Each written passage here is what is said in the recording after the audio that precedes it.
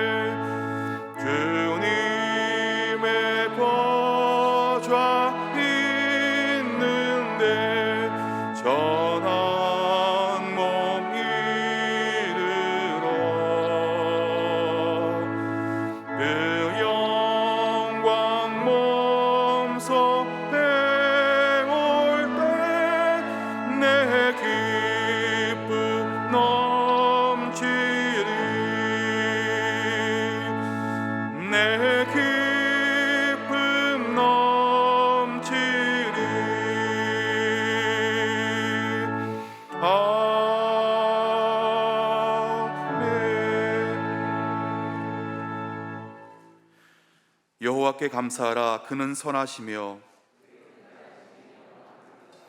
여호와께 감사하고 그의 이름을 불러 아뢰며 그들이 광야 사막길에서 방황하며 거주할 성읍을 찾지 못하고 이에 그들이 근심 중에 여호와께 부르짖음에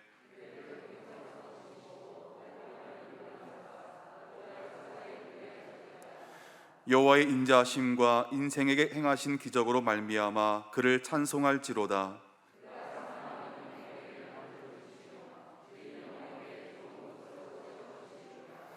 아멘. 전능하사 천지를 만드신 하나님 아버지를 내가 믿사오며 그 외아들 우리 주 예수 그리스도를 믿사오니 이는 성령으로 잉태하사 동정녀 마리아에게 나시고 본디오 빌라도에게 고난을 받으사 십자가에 못 박혀 죽으시고 장사한 지 사흘 만에 죽은 자 가운데서 다시 살아나시며 하늘에 오르사 전능하신 하나님 우편에 앉아 계시다가 저리로서 산자와 죽은 자를 심판하러 오시리라. 성령을 믿사오며 거룩한 공회와 성도가 서로 교통하는 것과 죄를 사하여 주시는 것과 몸이 다시 사는 것과 영원히 사는 것을 믿사옵나이다. 아멘.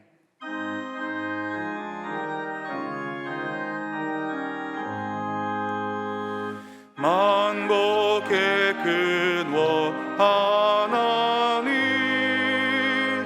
온 백성 찬송 드리고 저 천사여 찬송하세. 찬송 성부 성자 성령 아멘.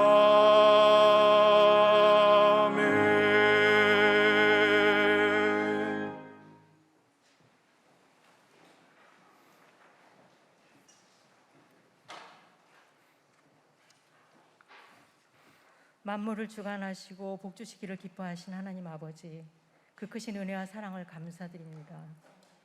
거룩한 주일에 저희들을 예배자로 부르시어 주님 전에 나오게 하심을 또한 감사드립니다.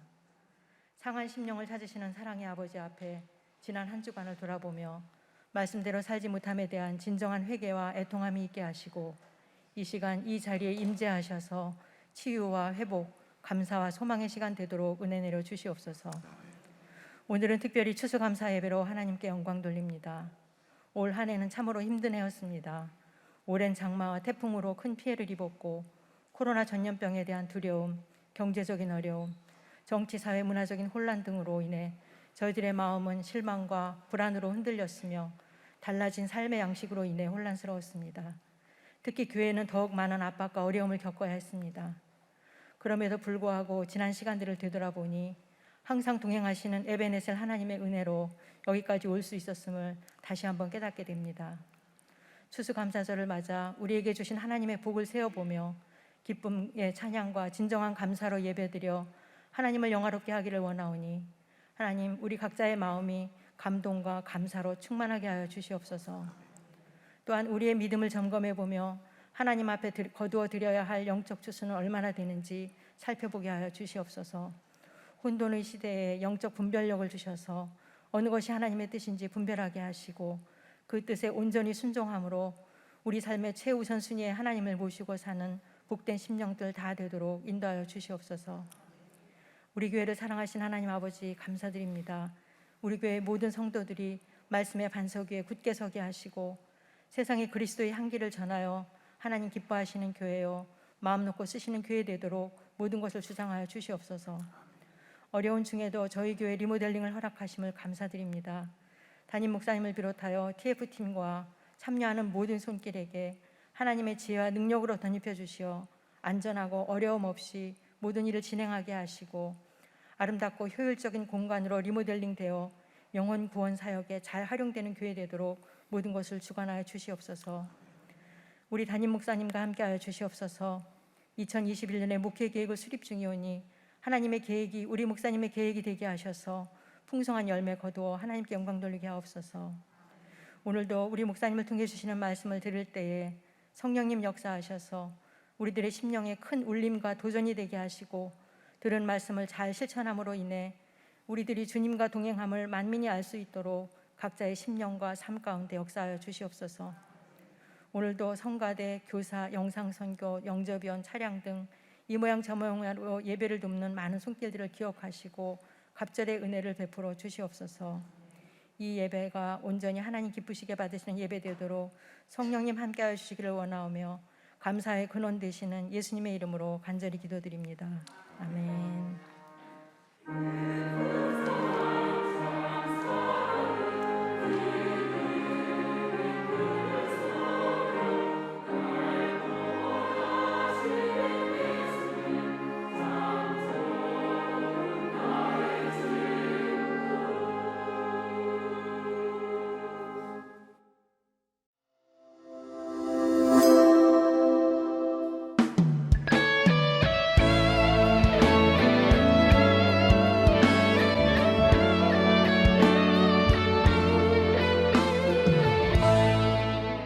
오늘은 추수감사 주일입니다.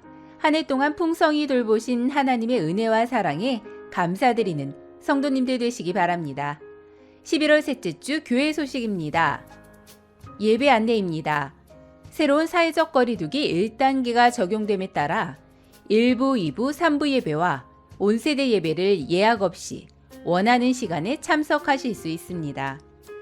성도님들께서는 예배 참석 시 다음의 유의사항을 잘 지켜주시기 바랍니다. 교회 입장 시 QR코드 교인증을 준비하시어 리더기에 체크해 주시고 표시된 좌석에 앉아 주시기 바랍니다. 모든 예배는 대예배실에서 드립니다. 특별히 방역을 위해 평소보다 일찍 오시기를 부탁드립니다. 오늘 저녁 온세대 예배는 송솔나무 선교사님을 모시고 감사 음악회로 드립니다. 다음은 속회 안내입니다. 속회 예배 시 다음의 유의사항을 지켜주시기 바랍니다. 사회적 거리두기와 마스크 상시 착용, 손소독을 실시해 주시고 큰 소리로 말하는 것과 음식 제공 및 단체 식사를 지양해 주시기를 부탁드립니다. 매일 각 가정에서 코로나 바이러스로 인해 어려움을 겪는 분들과 의료진, 공무원, 나라와 교회, 그리고 가정을 위해 중보기도해 주시기 바랍니다. 11월, 12월 매일 성경이 사무실에 준비되어 있습니다. 속장님들께서는 필요한 수만큼 구매하시기 바랍니다. 이번 주 토요일에는 부서장 워크숍이 있습니다. 2021학년도 수험생 명단이 주보에 기재되어 있습니다. 성도님들께서는 수험생들을 위해 중보기도해 주시기 바랍니다.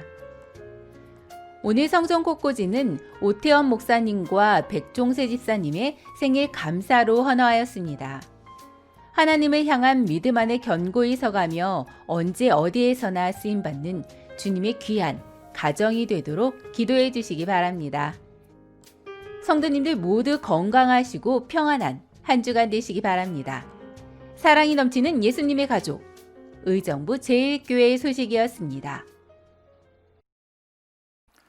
거룩한 주일에 주님 앞에 나오신 여러분들을 환영합니다. 오늘은 추수감사 주일입니다.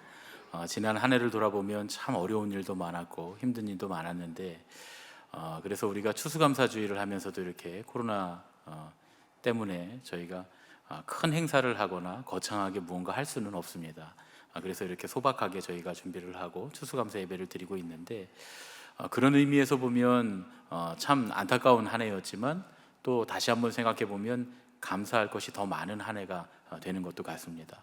이 어려운 한 해를 잘 이기시고 지금 이 자리에 앉아서 주님께 예배드리는 우리 모두가 주님의 은혜인 줄로 믿습니다. 더 감사가 넘치는 그런 추수감사 주일이 됐으면 좋겠습니다. 그래서 여러분들 그동안 한 해 수고하셨어서 우리 교회에서 특별히 떡을 준비했습니다. 나가실 때 떡을 드릴 텐데 우리가 식사 제공을 좀 지양해 달라고 하는 그런 이제 정부의 요청이 있어서 내부에서는 드시지 마시고 되도록이면 가져가셔서 댁에 가져가셔서 댁에서 식구들과 함께 추수감사의 기쁨을 나누시면 참 좋겠습니다. 여러분들 웬만하면 교회에선 절대로 드시지 마시고 가져가시기를 제 부탁을 드립니다. 지금 지방자치 그 단체별로 해서 1.5단계로 올라간 지역들이 꽤 있습니다. 여러분들 기도하실 때 우리 의정부는 1.5단계로 올라가지 않도록 1.5단계에 올라가면 이제 다시 3분의 1로 우리가 예배 드려야 되고 여러분 지정좌석제 해야 되고 또 예배 4부까지 예배 드려야 되고 저녁 예배 못 드리고 이런 일들이 벌어집니다. 그러니까 여러분들 기도해 주시고 그 위로 더 올라가서 우리가 방송으로만 예배 드리는 일은 이제는 없었으면 좋겠고요. 그리고 1.5단계도 되도록이면 의정부는 좀 지나가고 우리는 이 상태로 예배 드릴 수 있으면 참 좋겠습니다. 추수감사주일 맞이해서 이렇게 제한 없이 여러분들이 그래도 편안하게 예배 드리실 수 있고 그리고 저녁 예배에 우리가 특별한 행사를 할 수 있는 것도 참 감사한 일입니다. 오늘은 특별히 송솔나무 선교사님 모시는데 이분은 이 플루티스트인데 피리 쪽으로는 세계적으로 우리나라에서 가장 유명한 분 중에 한 분이라고 보셔도 됩니다. 굉장히 유명한 분이고 제가 미리 스포일러가 될 것 같아서 말씀 안 드리지만 아주 유명한 곡들을 연주하신 그런 연주자이기도 하고 플룻 말고도 거의 입으로 부는 모든 악기에는 통달해 계신 그런 분입니다. 분입니다. 근데 이분이 신앙이 좋으셔서 이제 간증거리가 있는데 굉장히 여러 가지 많은 어려움들을 당하시고 정말 극심한 어려움 가운데 하나님 만나시고 그래서 이 코스타나 이런 곳에서 청년들, 청소년들을 섬기는 일을 지금 오랫동안 해오셔서 원래는 그냥 연주자인데 그렇게 선교하는 일에 앞장서서 하기 때문에 선교사라고 하는 평신도 선교사 호칭이 붙어 있는 그런 분입니다. 아마 오늘 저녁에 오시면 연주도 굉장히 좋고 그리고 간증도 굉장히 은혜로운 그런 시간이 될 것으로 생각하고 있습니다. 여러분들 꼭 오셔서 함께 은혜 나누시면 감사하겠습니다. 오늘 예배 후에는 저희가 구역회가 있는데 구역회원들은 남아 계셔서 꼭 구역회에 함께 참석해 주시고 부득이하게 가셔야 되는 분들은 위임장을 꼭 제출해 주시기를 부탁을 드립니다. 우리 옆에 계신 분들과 인사하겠습니다. 반갑습니다. 사랑합니다. 예. 오늘은 추수감사주일이니까 이렇게 한 번 더 인사했으면 좋겠습니다. 우리가 하나님께도 감사하지만 우리 이웃들과도 함께 감사를 나눌 수 있었으면 좋겠습니다. 우리 옆에 계신 분들과 3분 이상 감사합니다. 인사하겠습니다. 감사합니다. 감사합니다. 감사합니다. 옆에 앉아 계셔 주셔서 감사하고 함께 예배 드릴 수 있어서 감사하고 함께 우리 의정부제일교회 식구가 되어 주셔서 모두 감사합니다. 이제 오늘 우리에게 주시는 하나님의 말씀을 함께 들으시겠습니다.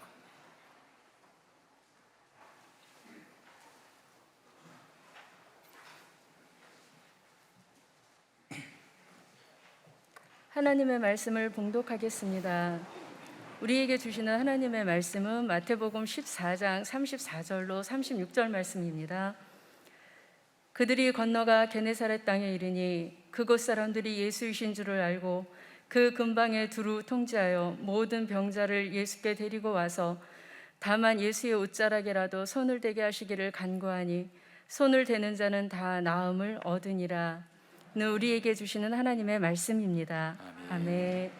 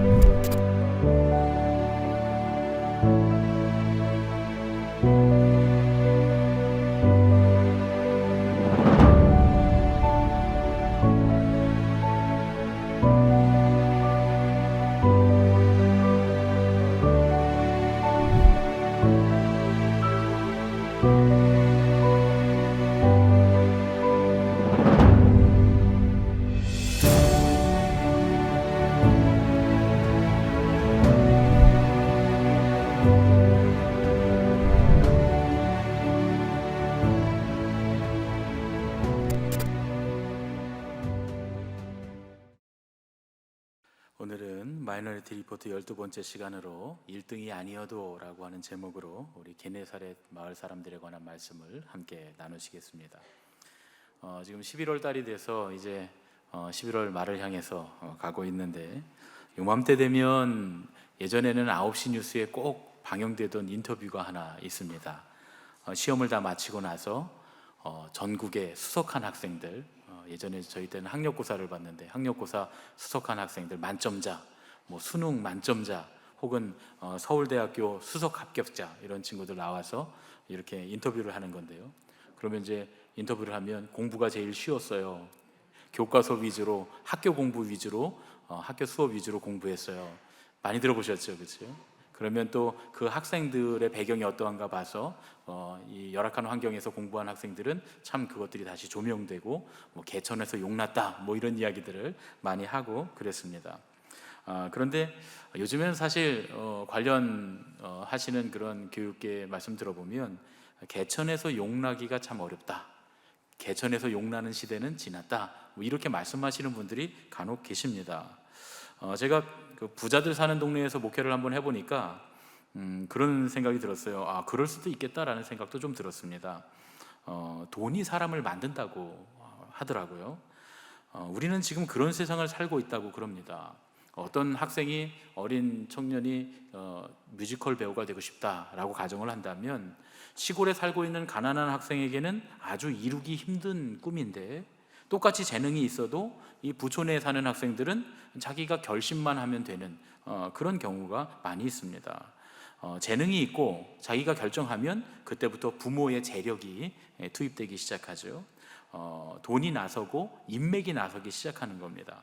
아주 유명한 학원에서 연기 지도를 받고, 때때로 이름난 배우나 교수님들한테 연기 지도를 받고 이렇게 하는 거죠. 그래서 마치 미리 준비가 다 되어 있었던 마냥 그렇게 재력과 또 인맥이 나서서 착착착 아이를 만들어 갑니다. 뭐 의사가 되고 싶다 그래도 마찬가지고요, 화가가 되고 싶다 그래도 마찬가지입니다. 재능이 있고 그리고 어떤 학업 능력이 어느 정도 되기만 하면, 그러면 유명한 과외 선생님들이 붙어서 도와주고 결국 그렇게 할 수 있는 방향으로 나가게 만들어줍니다.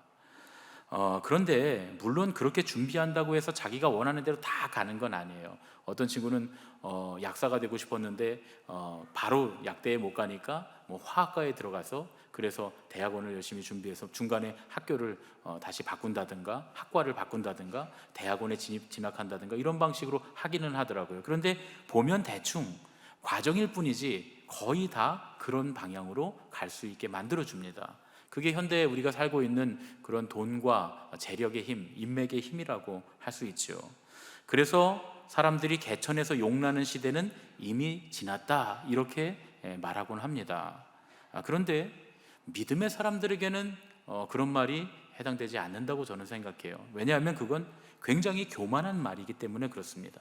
사람이 무엇이 되고, 사람이 무엇을 만들어내고 무엇을 성취하는 게 오직 사람의 능력에만 달려있다, 이렇게 생각하는 건 믿음의 사람들의 생각이어서는 안 됩니다.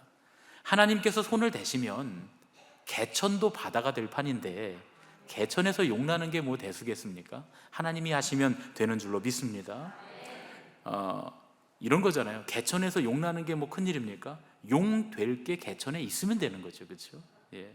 그리고 또 용이 아니면 어떻습니까? 제가 자꾸 용용하니까 이제 여러분들이 그 전설의 동물을 자꾸 생각하시는데, 여기서는 그냥 비유적으로 이 능력 있는 인재를 말하는 겁니다. 능력 있는 인물이 되는 것, 능력 있는 인재가 되는 것, 세상에 영향력 있는 인물이 되는 것. 그러나 꼭 그렇게 되지 않더라도 더 중요한 건, 하나님은 그런 사람을 만드시는 분일 뿐만 아니라 꼭 용이 안 되어도, 그런 인재나 영향력 있는 인물이 안 되어도 누군가를 통해, 그런 사람이 아닌 누군가를 통해 세상을 깜짝 놀라게 할 만한 일들을 만드시는 분이신 줄로 믿습니다. 저는 이제 청소년들이나 청년들을 집회할 일이 꽤 많았는데, 제가 청소년이나 청년들을 집회를 가게 되면 제가 꼭 소개하는 사람이 하나 있습니다. 브라질의 35대 대통령이었던 룰라 다 실바라고 하는 사람의 이야기인데요. 여러분들 중에 아시는 분도 계실 거고 모르시는 분도 계실 텐데, 혹시나 궁금하시면 그 EBS에서 나온 그 10분짜리 영상이 2편이 있는데, 눈물의 룰라라고 하는 그런 영상이 있습니다. 한번 보시면 도움이 많이 되실 겁니다. 지금은 룰라 대통령이 뭐 실수한 것들, 잘못한 것들, 그 대통령을 임기를 마친 후에 브라질에 좀 좋지 않은 영향을 미친 것들이 회자되기도 하고 비판을 받기도 하지만, 사실 룰라 대통령이 대통령이 돼서 자기 임기를 마칠 때까지, 그때까지의 내용들은 참 감동적이고 우리에게 교훈을 많이 던져줍니다. 이 룰라는 가난한 가정에서 태어났어요. 그래서 7살 때 이미 가게를 위해서, 가정의 경제를 위해서 땅콩을 팔고 오렌지 장사를 하고 구두 닦기를 해야 됐다는 거예요. 이미 7살 때부터요. 그리고 14살 때에는 초등학교도 졸업하지 못하고 선반 노동자로 최저임금을 받으면서 노동을 시작했습니다. 18살에는 새끼손가락을 하나 잃어요. 그리고는 실업자가 됩니다. 도무지 희망이 없는, 가난하게 태어났고 배우지 못했고 무언가 향상되기 어려웠던 그가 세계 최악의 빈부격차를 가진 나라의 대통령이 됩니다. 이 룰라의 이야기를 들어보면 초등학교도 졸업하지 못한 그가 대통령이 되어서 받았던 대통령 당선증이 태어나서 처음 나라에서 받아본 증서라는 거예요. 공식 증서. 학교에서 초등학교 다닐 때 상장도 못 받아봤기 때문에, 졸업증서도 못 받아봤기 때문에 그게 첫 증서다, 이렇게 말하는 장면이 있습니다. 이 룰라 대통령이 이룬 업적이 참 위대합니다. 그 당시에 브라질을 세계 8위의 경제 대국으로 올려놓습니다. 가난한 사람들에게 희망을 겁니다. 그리고 그들에게 생활비를 지원하는, 그래서 함께 아이들의 교육을 장려하는 볼사 파밀리아라고 하는 그런 제도, 구제금융정책을 만드는데 그게 주요합니다. 많은 사람들이 가난한 사람들에게 돈을 나눠주는 정책은 실패할 것이다, 이렇게 얘기했는데, 이때 룰라 대통령이 했던 게 하나는 뭐냐면, 가난한 집마다 이 구제금융, 이 돈을 나눠주는데, 생활비를 지원하는데 단 조건이 있습니다. 어떤 조건이냐 하면 아이들을 학교에 보낼 것, 아이들을 학교에 보내는 가정에 한해서만 구제금융을 통해서 생활비를 지원했던 거예요. 그래서 이 빈민층들이 교육을 받고, 그리고 또 돈으로 이 구제금융을 받은 것으로 무언가를 하면서 중산층이 막 성장하기 시작하면서 나라 경제가 탄탄해집니다. 그리고 국가 경제가 활기를 띠기 시작했어요. 그런데 이렇게 위대한 업적을 이루고도, 권세를 쥐고도 늘 가난한 사람들과 함께 눈물을 흘리고, 또 자기의 정책이나 자본이 아니라 사람에게 희망을 걸고, 그리고 임기를 마칠 때에는 자기가 위대하다고 하지 않고 이 모든 일은 가난한 국민들이 함께한 일이다, 국민들의 힘으로 이루어낸 것이다 하고 자기가 한 모든 공을 국민들에게 돌리는 그런 아름다운 모습으로 은퇴를 합니다. 이런 이야기를 들으면 먼 나라의 얘기니까 우리가 현실적인 판단이 잘 들지 못합니다. 브라질이니까 가능하겠지. 그런데 여러분, 브라질이니까 원래는 더 불가능한 일이었어요. 브라질이 세계에서 가장 빈부격차가 심한 나라라는 의미가 뭡니까? 가난한 사람도 많지만 부자도 많다는 얘기예요. 가난한 사람은 우리보다 훨씬 더 가난하게 살지만 부자들은 우리가 사는 것보다 훨씬 더 부를 누리고 사는 사람들이 많다는 거예요. 여러분, 브라질이 뭐 국민 몇만 명으로 이루어진 조그만 나라입니까? 한번 지도에서 브라질 한번 보세요. 얼마나 큰 나라인지. 거기 있는 그 나라가 또 미국까지 그냥 차를 타고 갈 수 있는 그런 나라인데, 그런 나라의 부자들, 이런 사람들은 굉장히 고등교육을 받고 많은 것들을 누리고 해외를 누비면서 사는 그런 인재들이 많이 있습니다. 그런데 그 큰 나라 브라질에 인재가 없어서 초등학교조차 졸업하지 못한 사람이 대통령이 됐고, 또 세계가 깜짝 놀랄 만한 그런 일들을 만들어냈는가 하는 얘기예요. 이런 사람들의 모습을 보면서 그런 사람들이 하나도 없다면 우리에게 희망이 없다고 말할 수 있지만, 그러나 우리가 사는 세상을 바라보면 이런 사람들이 수시로 세계에서 많이 일어나는 모습들을 볼 수가 있습니다. 개천에서 용이 아직도 나고 있다는 얘기죠. 예로부터 개천에서 용이 많이 난 건 원래 아니에요. 개천에서 용 났다는 말이 왜 생겼겠습니까? 잘 안 나니까 생겨난 거예요. 그러니까 이제는 개천에서 용 나는 시대가 끝났다, 이런 말은 안 하면 좋겠습니다. 왜냐하면 절대로 그렇지 않기 때문에 그렇습니다. 지금도 분명히 열악한 환경에서 훌륭한 인재들, 세상에 영향력을 미치는 좋은 사람들이 만들어집니다. 그런데 중요한 건 뭐냐 하면, 그런 모습들을 보면서 개천에서 용이 안 난다 라고 말하는 사람들은 대부분 요만한 사람들이에요. 만약에 뭔가 가진 사람이 그런 얘기를 한다면 자기의 오만함 때문이고, 뭔가 갖지 못한 사람들이 그런 얘기 한다면 저는 비겁함 때문이라고 이렇게 생각을 합니다. 비겁하지도 말고 오만하지도 말고 하나님께서 하시면 할 수 있다 믿어야 될 줄로 믿습니다. 그래서 제가 개천에서 용나는 이야기를 왜 자꾸 하냐면 오늘 게네사렛 마을 사람들에 대한 이야기를 하려고 해서 그래요. 오늘 이 말씀을 해놓고 오늘 본문을 다시 한번 읽어보면 좋겠습니다. 제가 읽어드리겠습니다. 마태복음 14장 34절로 36절 말씀입니다.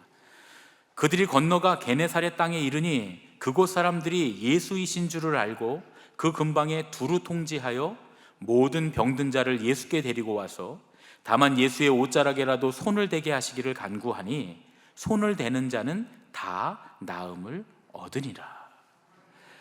게네사렛이라고 하는 이름이 그렇게 귀에 쏙 들어오는 지명은 아니에요. 사실 제가 이렇게 설교를 하면서 발음도 쉽지 않습니다.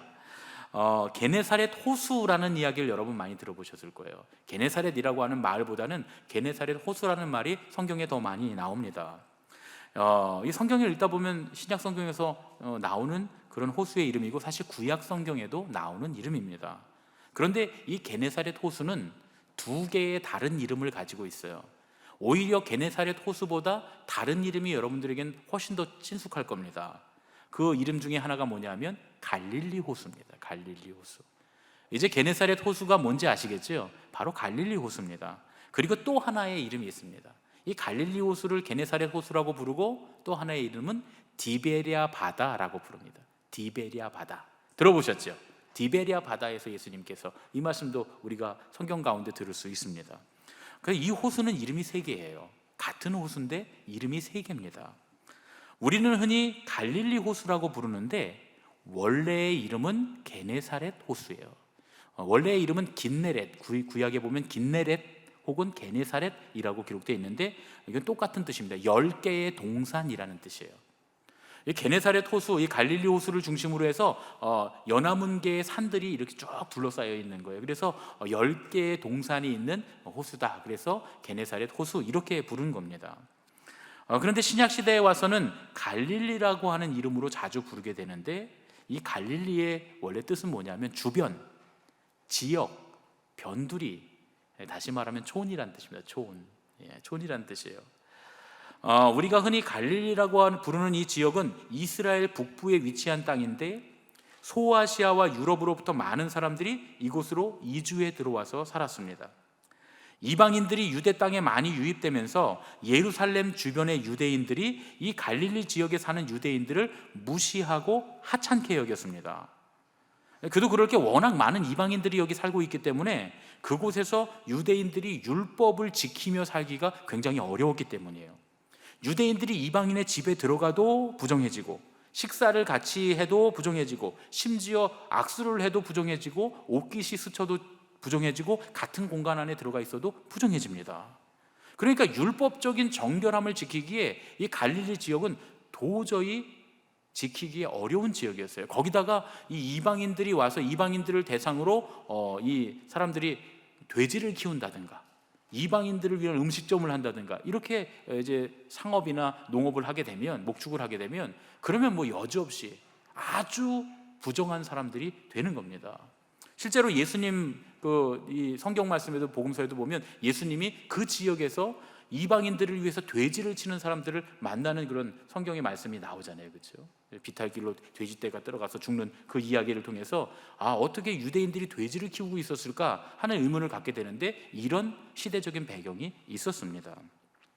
덕분에 이 갈릴리 사람들은 소위 거룩하다고 하는 유대인들, 예루살렘 지역에 살고 있는 이 남부 중부에 있는 예루살렘 지역에 살고 있는 유대인들로부터 업신여김을 당합니다.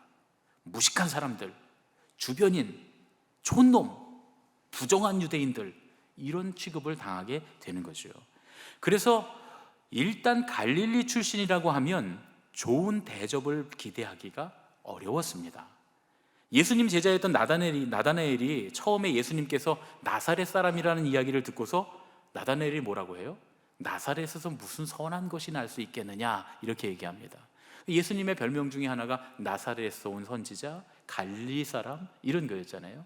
이 나사렛이 바로 갈릴리 지역에 속해 있는 동네이기 때문에 이 지역에서 어떻게 선한 것이 날 수 있느냐 하고 나다나엘이 예수님을 무시하는 장면을 우리가 볼 수가 있습니다. 갈릴리의 유대인들은 같은 동족에게 천대를 당하는 그런 사람들이었어요. 그런데 거기에 그뿐만이 아니었습니다. 사실 갈릴리에 사는 어부들은 같은 유대인들에 비해서 가난한 사람들은 아니었어요. 우리는 흔히 가난한 어부들, 예수님의 제자들을 가난한 어부들이라고 하는데, 여러분 지금도 자기 배가 있고 어업을 하는 선주들은 가난하지 않습니다. 비교적 그래도 그 동네에서는 부유하게 사는 사람들이에요. 베드로도 선주였잖아요. 그 가족들이 그 배를 가진 그런 어부들이었습니다. 그러니까 같이 그 동네에 같이 사는 혹은 그 지역에 같이 있는 유대인들 중에서는 가난한 사람들은 아닙니다. 이들이 천대받았던 이유는 율법을 잘 지키지 못하는 이방인들과 함께 사는 것 때문에 천대를 받았던 거죠. 그런데 또 상대적으로 박탈감을 느끼는 이유도 있기는 했어요. 상대적으로 우리가 가난하다라고 하는 박탈감을 느끼는 이유가 갈릴리 사람들에게는 있었습니다. 절대적으로는 유대인들과 비교해서 가난하지 않지만 다른 사람들과 비교해서는 가난한 사람들이었음에 분명합니다. 이 지역의 이름 중에 하나가 제가 디베리아라고 했잖아요. 디베리아라고 하는 이름을 보면 알 수 있습니다. 사실 디베리아는 로마 황제였던 티베리우스의 이름입니다. 티베리우스. 그게 디베리아 이렇게 된 거죠. 헤롯 안티파스가 그리스 문화를 너무나 동경한 나머지 그리스 문화를 향유하고 있는 이 로마를 너무 좋아해서 그 도시를, 이 갈릴리 지역에 신도시를 세웁니다.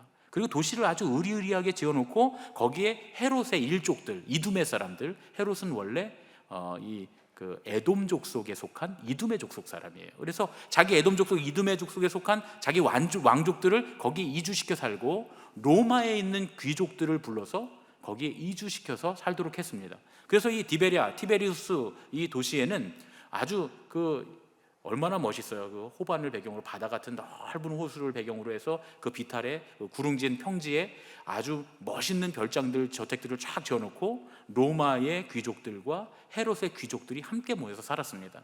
그러니까 이 지역에 살고 있었던, 너무나 윤택한 삶을 살고 있는 그들에 비해서는 어부 생활을 하고 그리고 물고기를 잡는 이 어부들이었던 이 갈릴리 사람들, 그러니까 이 게네사렛 사람들은 굉장한 열등감을 느낄 수밖에 없었습니다. 동족에게는 천대당하고 이방인들, 자기들이 이 부정하다고 여기는 이방인들에게는 열등감을 느껴야 되는 그런 상황 속에 살고 있는 사람들이 바로 이 갈릴리 사람들, 바로 이 게네사렛 사람들이었습니다. 이런 이유로 이 지역의 유대인들은 자기들의 동네를 게네사렛이라고 불러요. 여러분, 그 성경을 가만히 읽어보면 재밌는 것 중에 하나가 제자들이 자기 동네를 갈릴리라고 부르지 않습니다. 디베리아라고도 부르지 않아요. 그거는 성경이 설명할 때 갈릴리라고 부르고 디베리아라고 부르고 다른 사람들이 말할 때는 그렇게 해도 오늘 말씀 보면 게네사렛 마을이라고 부르잖아요. 게네사렛. 제자들을 자기들은 이게 자존심 상하는 거예요. 이방인들의 이름으로 부르자니 자존심 상하고 또 동족에게는 촌놈이라고 하는 그런 수식어가 붙은 갈릴리라는 이름으로 자기들을 스스로 촌놈이라고 부를 수 없으니까 자기들의 동네를 예전에 부르던 이름 그대로 게네사렛이라고 부릅니다. 그러니까 사실 우리가 예수님의 제자들을 생각하면 지금 거기를 갈릴리 호수, 갈릴리 이렇게 부르면 안 돼요. 그 사람들을 촌사람 이렇게 말하는 거니까요.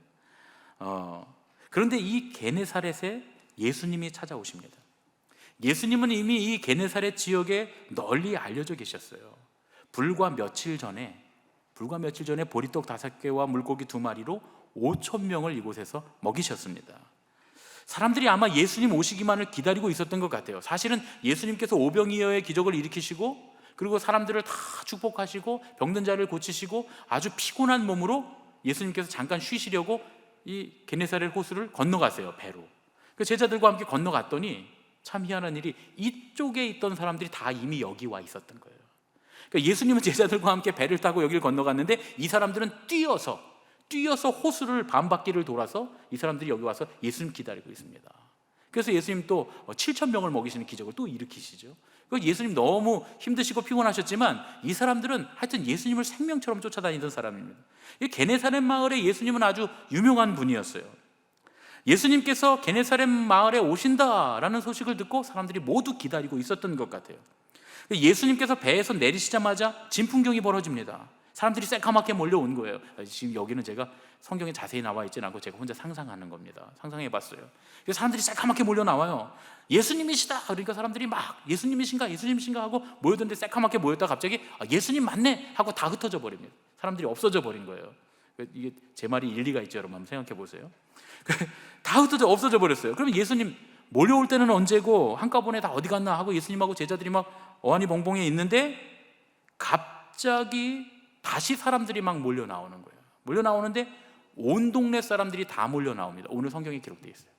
다 나왔다고.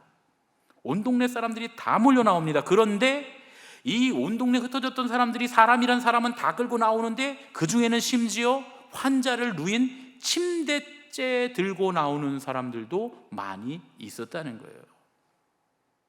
그 후로 이 지역에서, 이 게네사렛 지역에서 예수님이 계시다는 말만 들으면 온 동네 사람들이 다 몰려 나오고 심지어는 옷이라도 손에 스치기를 바라는 사람들이 많았다는 거예요. 그리고 옷이라도 손에 대게 해달라고 사람들이 아우성을 쳤다는 거예요. 여러분, 믿음이 좋은 사람이 한두 명 정도 있으면 간증거리가 됩니다.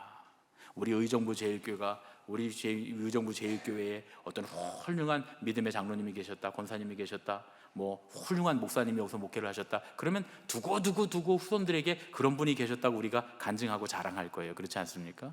교회들이 그런 교회들 보면 훌륭한 믿음의 사람들이 있었던 교회들은 그분들을 자랑합니다. 세속적인 말로 뭐 상품성이 있다. 그러면 그게 유명해지는 거죠.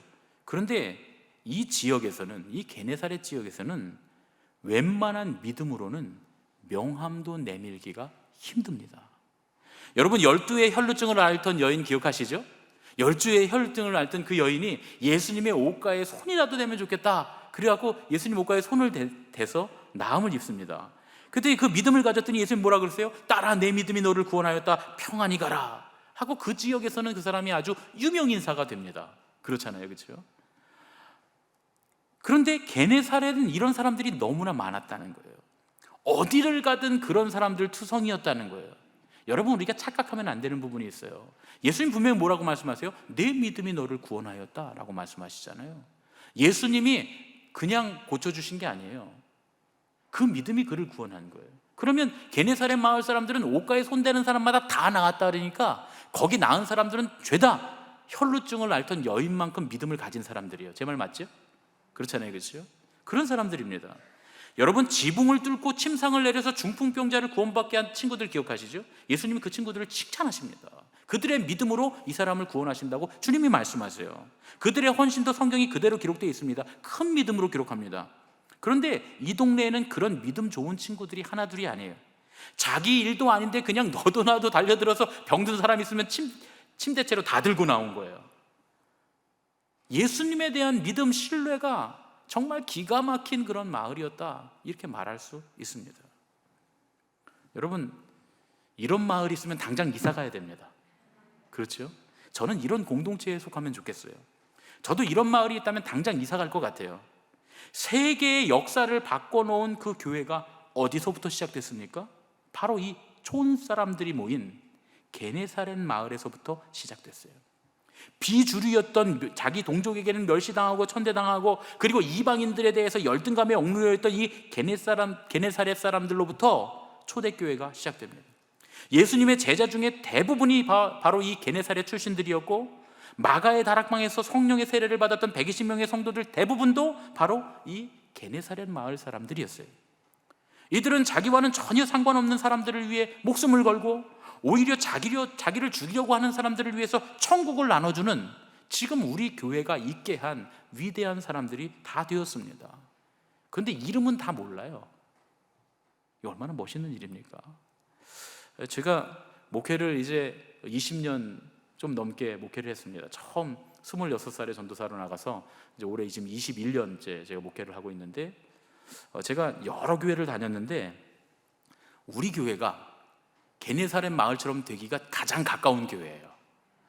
저는 정말 그렇게 생각합니다. 이게 제가 여러분들한테 좋게 얘기하고자 하는 게 아니라 제가 우리 교회를 딱 1년 동안 겪어보니까 우리 교회는 게네사렛 마을 같은 교회가 되기에 아주 딱 안성맞춤입니다. 그렇게 될 줄로 믿습니다. 그러니까 그냥 웬만한 믿음은 우리 교회에서 명함도 못 내는 거예요. 다 믿음이 좋아서, 다 간증거리가 있어서, 믿음의 그 깊이가 깊어서 그런 마을이 됐으면 좋겠다, 그런 멋진 교회가 됐으면 좋겠다, 그렇게 생각합니다. 제가 처음에 이 마이너리티 리포트 시리즈를 시작할 때 하갈의 얘기를 하면서 이 박성광이라고 하는 코미디언이 예전에 개그 콘서트에서 나왔던 유행어에 대해서 말씀드렸어요. 1등만 기억하는 더러운 세상, 그런 얘기를 했잖아요. 근데 여러분 생각해 보세요. 세상이 어떻게 더러울 수 있습니까? 쓰레기가 가득하면 더러운 건가요? 그러면 우리나라 서울이나 우리가 살고 있는 의정부나 깨끗한 편이죠. 다른 도시들에 비해서 뭐 싱가포르나 일본의 도쿄나 깨끗한 편입니다. 근데 뭐 유럽이나 이탈리아 이런 데 가보면 많이 거리가 지저분하다고 해요.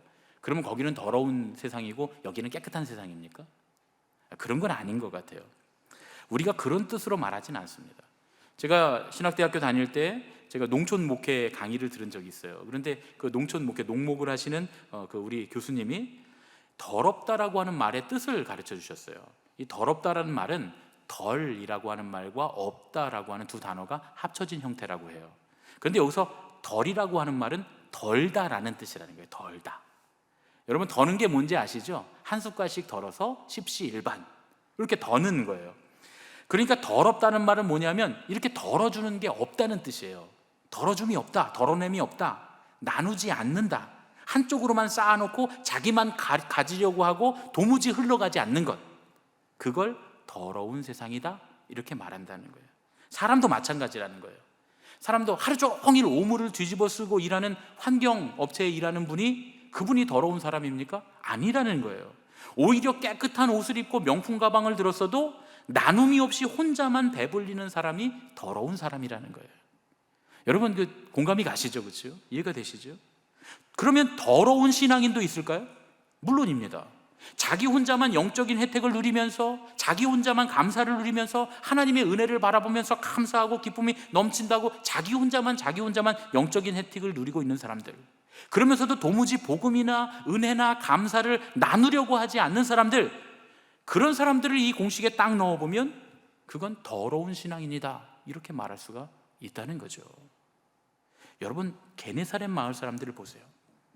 상관없는 사람들에게까지 낮아져서 복음을 전해주고, 천대받고 가난했던 그 게네사렛 사람들이 그 온 마을 사람들을 다 끌어내서 남의 아픔을 자기의 아픔처럼 생각하고 주님께로 데리고 나오는 그들의 그 나눠주는 마음, 흘려보내는 마음, 우리도 우리의 더러움, 덜어줌이 없는 그런 모습들을 벗어버리고 기쁘게 뛰어다니며 하나님께 받았던 은혜, 그 감사, 천국을 나누는 삶을 살아야 되지 않을까.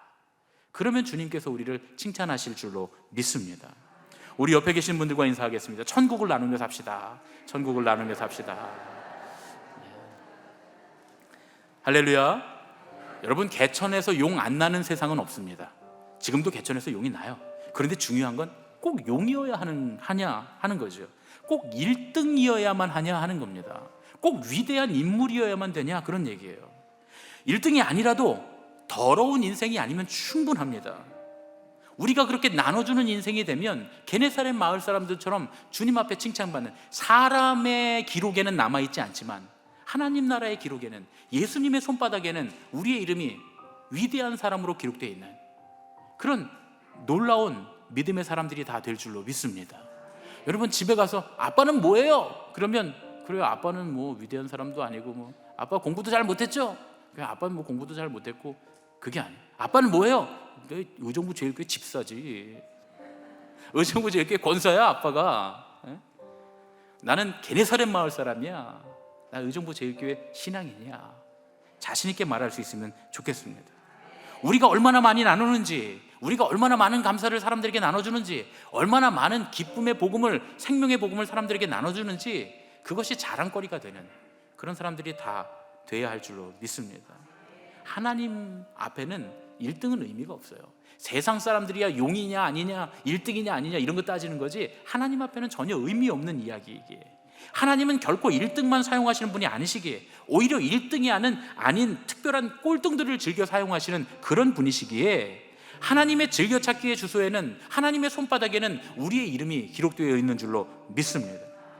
기를 쓰고 1등이 되려고 하지 말고, 1등이 아니더라도 당당하게 가슴을 펴고 하나님께서 우리에게 주신 것들을 감사함으로 나누면서 살고, 그리고 하나님께서 우리에게 베풀어 주신 은혜들, 그 구원의 길들을 사람들에게 함께 전하면서 살 때, 그때 하나님께서 준비하신 아름다운 이야기의 주인공들이 다 될 줄로 믿습니다.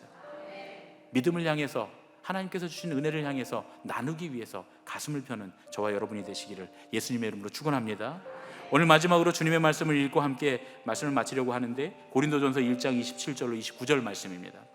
그러나 하나님께서 세상에 미련한 것들을 택하사 지혜 있는 자들을 부끄럽게 하려 하시고, 세상에 약한 것들을 택하사 강한 것들을 부끄럽게 하려 하시며, 하나님께서 세상에 천한 것들과 멸시받는 것들과 없는 것들을 택하사 있는 것들을 폐하려 하시나니, 이는 아무 육체도 하나님 앞에서 자랑하지 못하게 하려 하심이라. 할렐루야. 우리 자녀들 중에 세계적인 인물들이 나오면 좋을 것 같아요. 너무 감사하죠. 그렇게 되기를 축복합니다. 그런데 중요한 건 우리 자녀들에게 또 가르쳐야 할 게 있어요. 세계적인 인물이 아니어도 된다고 말이죠. 하나님은 네가 세계적인 인물이 아니어도 너를 통해서 큰 일을 하실 거고, 하나님은 너를 통해서 생명의 복음을 전하실 거고, 너를 쓰시고, 이 세계적으로 위대한 인물, 유명한 인물이 내가 안 된다 할지라도 주님의 손바닥에 네 이름이 기록되어 있다, 주님 앞에는 네가 주인공이다, 가르칠 수 있는 저와 여러분이 돼야 할 줄로 믿습니다. 그리고 그런 마음으로 살아가는 저와 여러분이 되셔서 우리 의정부 제일교회는 웬만한 믿음은 명함도 못 내미는 그런 게네사렛 마을 같은 그런 교회가 되기를 예수님의 이름으로 축원합니다. 이 시간에 함께 주가 일하시네 찬양하고 기도하겠습니다.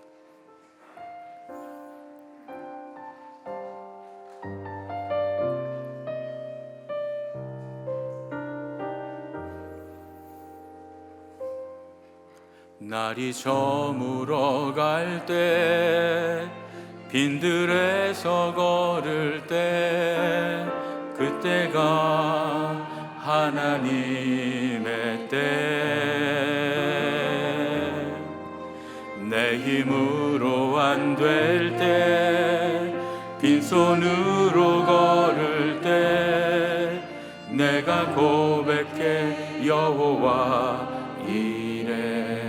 날이 저물어 갈 때, 날이 저물어 갈 때, 빈들에서 걸을 때, 그때가 하나님의 때. 내 힘으로 안 될 때, 빈손으로 걸을 때, 내가 고백해 여호와 이래. 주가 일하시네, 주가 일하시네, 주가 일하시네. 주께 아끼지 않는 자에게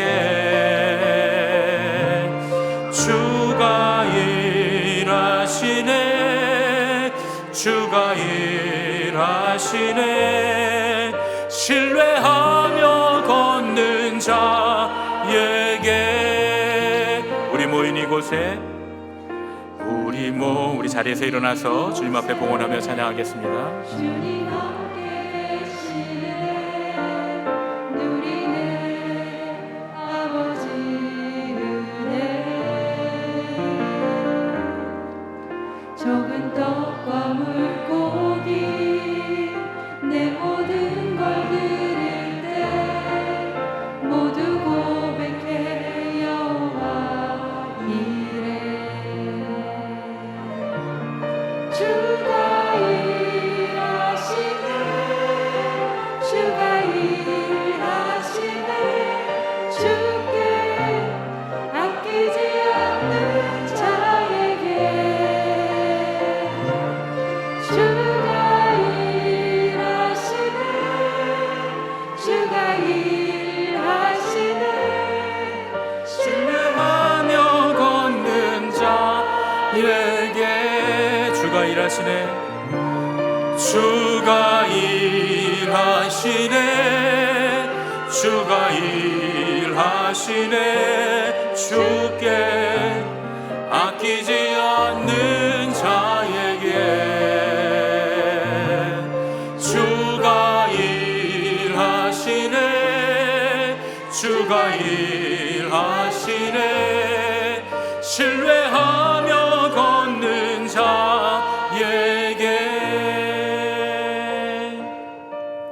주님, 우리 주님은 1등만 사용하시는 하나님이 아니시기에 주님, 연약하고 부족해도 모자라도 오직 함께 나누며 사는 이들을 주님 들어쓰시고 주님 귀히 여기시고 주님 기억하시는 하나님이시기에 오늘 이 시간 주님 앞에 예물을 드리며 이 감사로 주님 앞에 올려드릴 때 주님께서 우리와 함께 하실 것 믿고 우리를 칭찬하실 것을 믿고 감사드립니다.